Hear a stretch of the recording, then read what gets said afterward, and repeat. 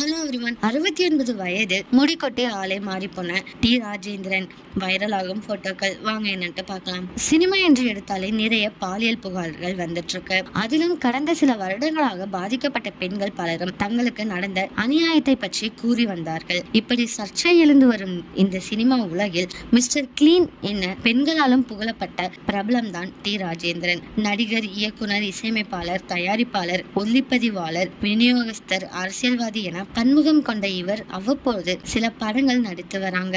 கடந்த ஆண்டு உடல்நல குறைவால் வெளிநாட்டில் சிகிச்சை மேற்கொண்டார். தனது தந்தையை பக்கத்தில் இருந்து பார்த்து கொண்டார் சிம்பு. சிகிச்சைக்கு பின் இந்தியா திரும்பியவர் அதிகம் சினிமா நிகழ்ச்சிகளில் தலை காட்டாமலே இருந்தார். இந்த நிலையில் சமீபத்திய நிகழ்ச்சி ஒன்றில் கலந்து கொண்ட டி ராஜேந்திரன் அவர்களை பார்த்து அனைவரும் ஷாக் ஆகியிருந்தாங்க.